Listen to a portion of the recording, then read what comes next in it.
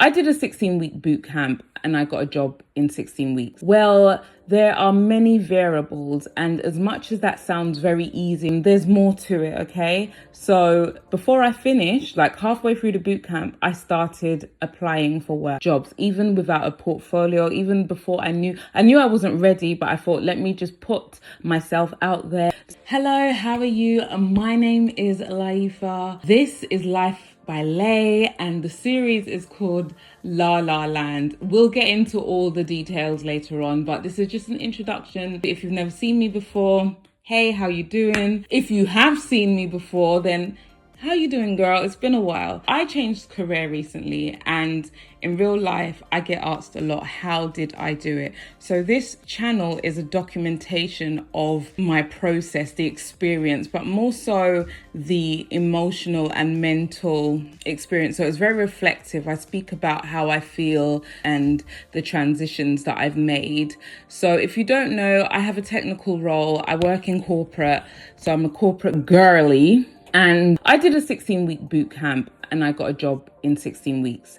That is the thumbnail. That is the thing that will draw you in, and you're going to say, how did you do it? Well, there are many variables, and as much as that sounds very easy and like, oh my goodness, she did it, so can I? And that is the story of a lot of people who transition into technical roles. There's more to it, okay? The first step that I did was within my boot camp, before I finished, like halfway through the boot camp, I started applying for work. I started looking for jobs, even without a portfolio, even before I knew I wasn't ready, but I thought, let me just put myself out there and see what sticks. The second thing I did, and I always say this, if you see me on my socials, I say that I was looking for work like the devil was chasing me, okay? What that means, it is a numbers game, right? And if you understand that, get to know that. If you want to have same results, similar results, these are some of the actions that I took. If you don't get a job in 16 weeks, which is like,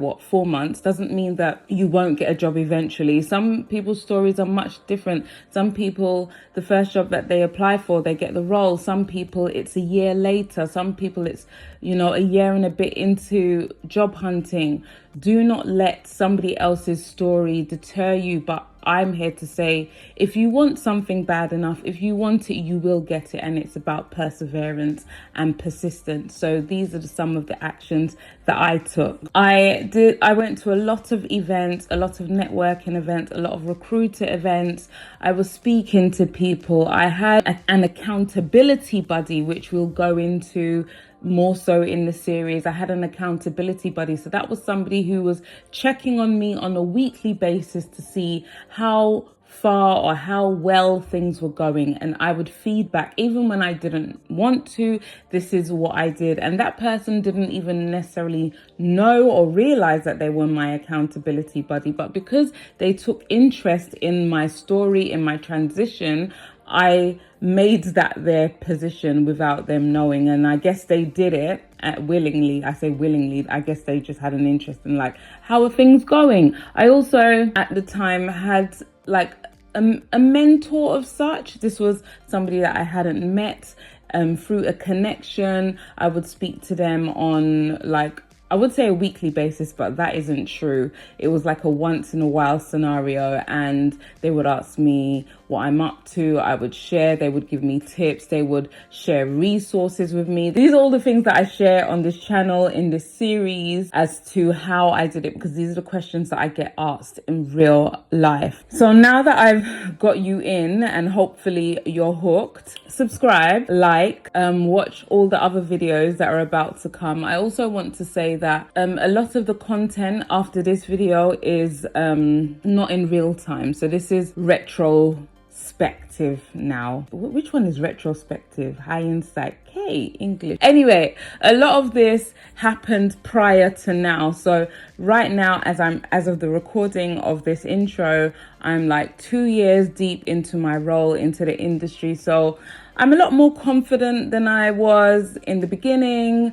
In the art of storytelling, you know, this is like me in the future, and then we're going back in time from the video following this one. I have a lot more experience now. I still have so much to learn. I'm not saying that I've arrived at all. I'm of the notion now of like, does one ever arrive? Like, or is it just an ongoing journey, of learning and just equipping yourself and making yourself the better version of yourself? These are all of the things that I want to share on this channel. If you haven't already seen the content, I really hope you enjoy it. Please do ask me questions. Find me on my socials. I'm sure I've missed some things out, but ask me questions. I know that people tend to feel more comfortable DMing me, or, you know, in real life when they come into contact with me, they'll ask me questions that way. But if you are confident enough, ask me questions and I could do a video around that. 2 years ago, my mental health was going through it. I was going through it. I was just thrown into the deep end, was like, oh my goodness, what is happening? Why did I do this? Have I bitten off more than I can chew? Any of the emotions, all of the emotions you could think of. I was going through imposter syndrome. I'm hoping that this journey will help anybody who is considering transitioning, switching careers. I do want to add as well that there are seasons. The economy is also a variable. I know the job market looks very different right about now. People are being laid off left, right, and center. I don't touch on that just yet because, as I said, I'm speaking in the past in the videos that you're about to watch, right? But moving forward, we can talk about how the industry is being affected with AI and things like that. And my personal thoughts, I'm not an expert, but I do have my views, and working in the industry is interesting seeing how things actually play out when you do not have enough resources, as in people on deck to help you do the job, and what impact that has even with AI in play, because I will share my thoughts another time. Also on this channel, we've got LahLah Land, which is where I sit down like this and talk to you. We also have Travel by Lay, which is where I travel because life is for living. And we have Life by Lay, which is like the maybe day in the life, the weekly vlogs, the things like that. So those will be little nuggets. Those are like little sprinkles of entertainment. And I hope that I am a resource for anybody who is considering changing career. And even with AI in play, I want to tell you, people are still looking. I could tell you, somebody who is in the field, there are recruiters looking for people with the technical skills.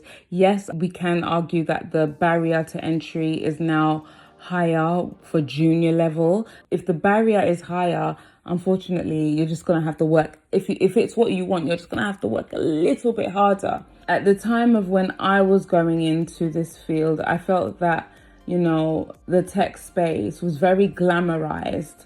And it was like, oh, if I could do it, you can do it too. And everybody's earning £500 million a year. And we're all in six figures. I really want to take away, not saying these things, some of them are true, and not everybody is on that scale. There are people who are doing this, but if you are not the person that is doing that thing, there's nothing wrong with you. I really want to target women. I really want to target Black women. I really want to target mothers. I really want to target those people that feel like they are stuck in a rut, and you are from a marginalized community and you feel like, generally speaking, people think that, oh, you're a forgotten case, or you're not worth thinking about. Because I find that, especially with government incentives and community incentives, it's all about the youth, and it should be, because the youth are our future. But just because, you know, you're in your 20s or you're in your 30s,